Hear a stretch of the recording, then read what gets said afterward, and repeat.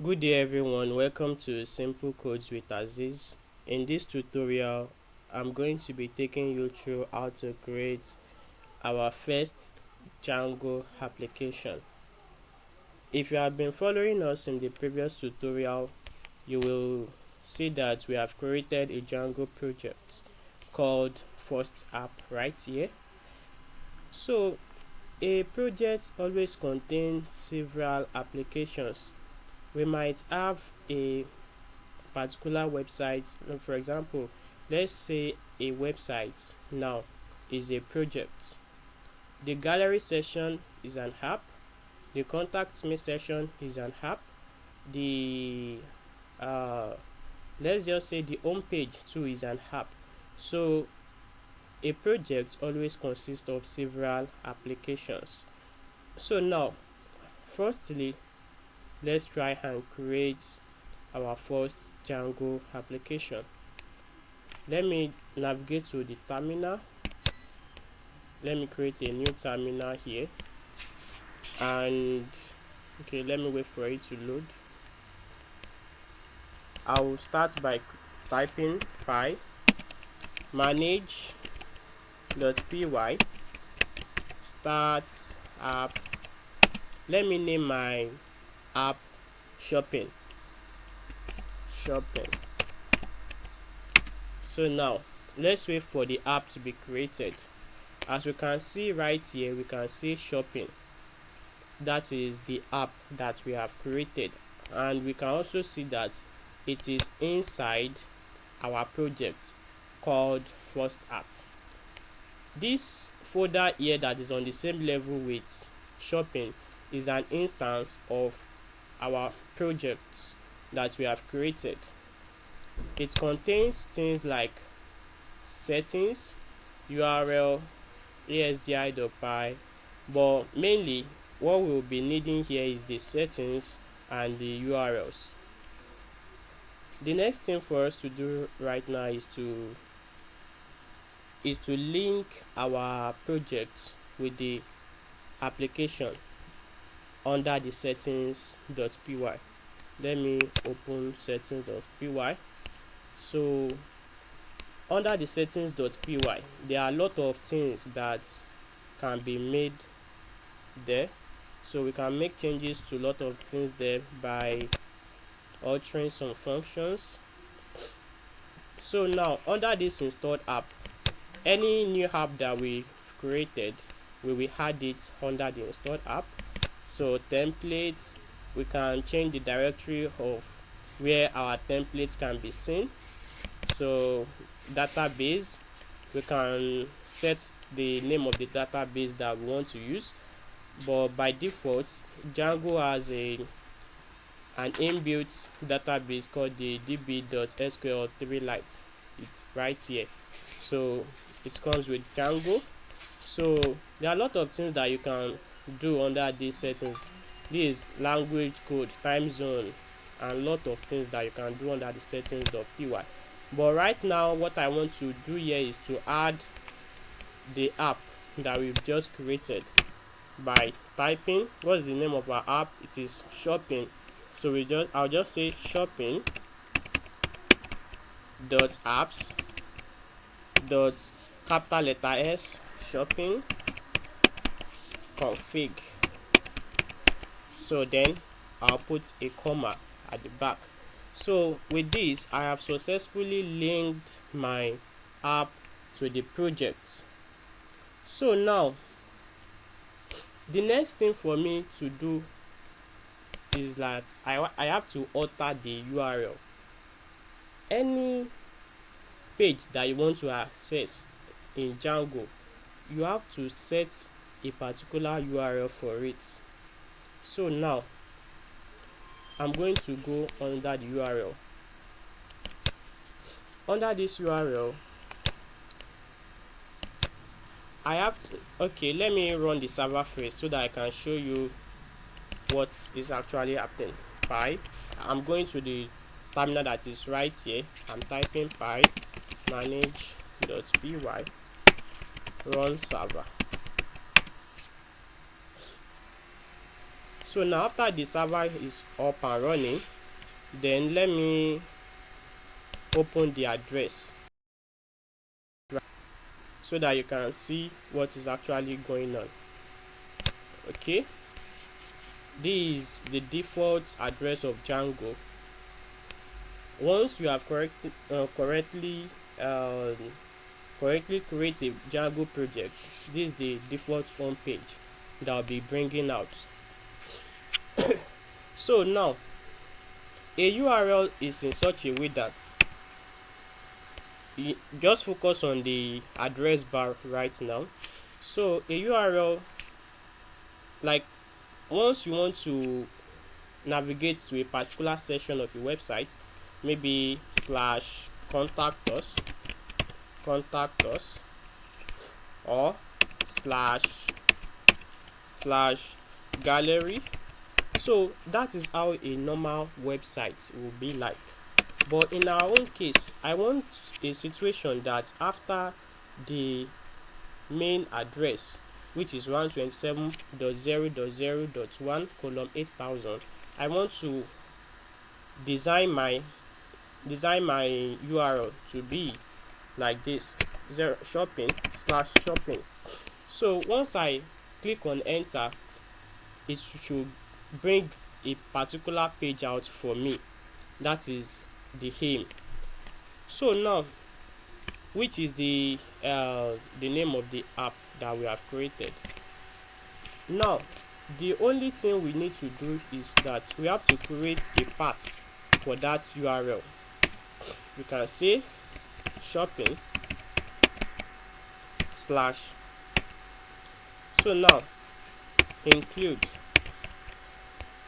you have to add the include here under the Django.urls import path and include too, so that you'll be able to concatenate other addresses to the main URL. So now include, I'll just say shopping.urls, which means that there will be some other URLs under the shopping app. So I'm going to be concatenating after the main address here, which means that by default, to run that application, I must first have this shopping here, this, so, and include other URLs that are inside the shopping app. Don't worry, when I am creating the URLs on the shopping app, we get to know it more better. Coming. So just leave this like this. So now the next thing for us to do is to go inside our shopping app and create urls.py that will be that is these shopping.urls that we are concatenating with the shopping app. So urls.py. So now let me just copy the URLs of our project here, so that I'll just do some few editings there. So URLs, I'm inside the shopping URLs right now, so I'm pasting it like this. So now I don't need this admin, but let me delete this. So I'm just going to type path. So now if I put empty, it means that after this shopping, I'm not concatenating anything, just like, let's say, an home page. So but if I type something inside, like maybe book right now, it will be like, I'm designing the URL to be like this. You can see that there is a /book there.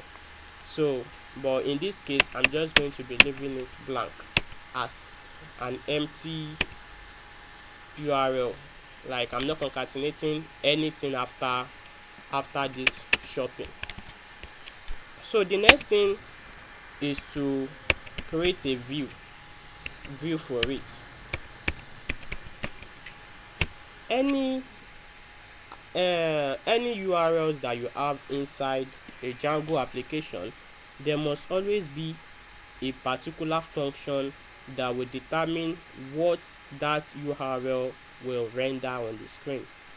So now it's just like building a function that will determine what actions that particular URL will do.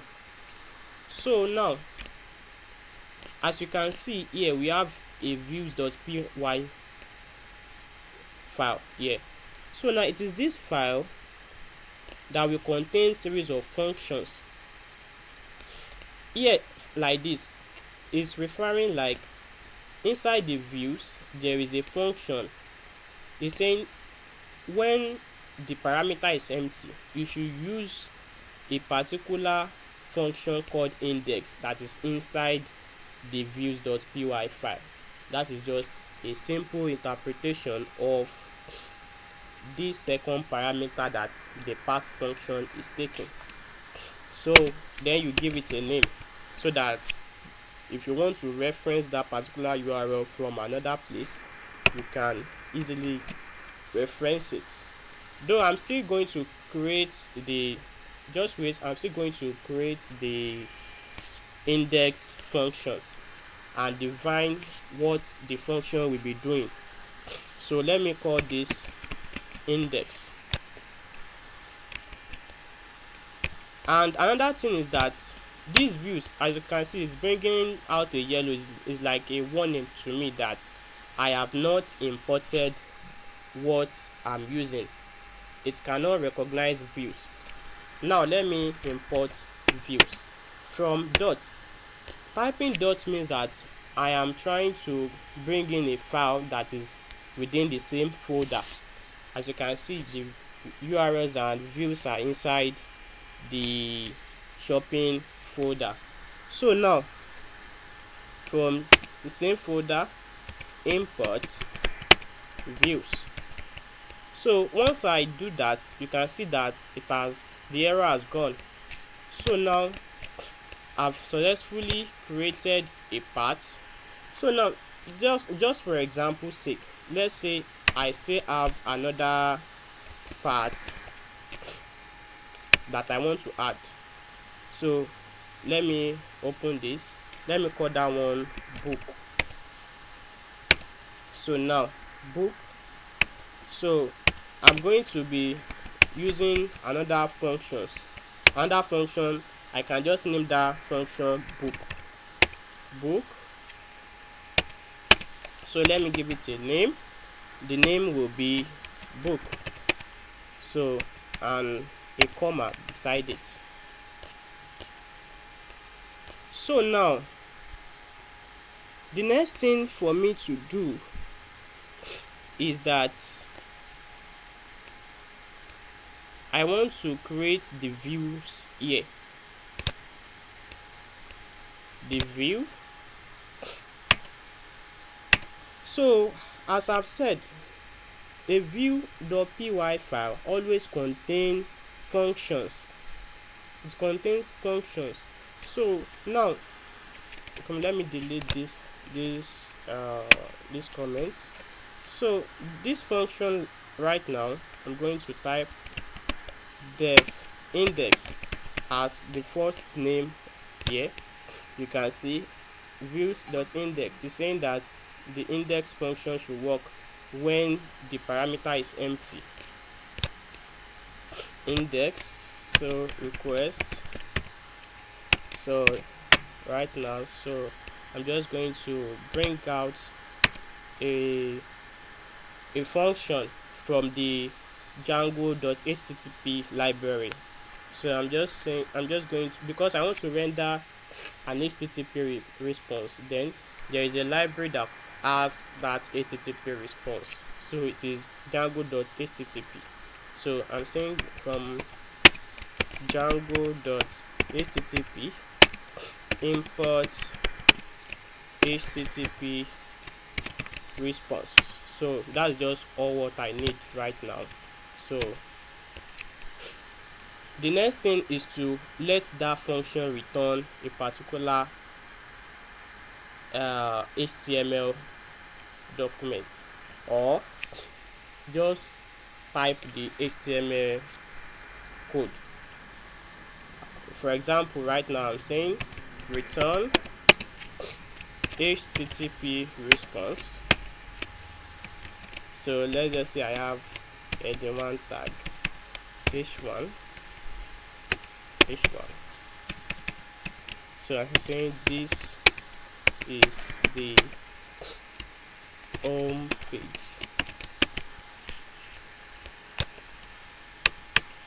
So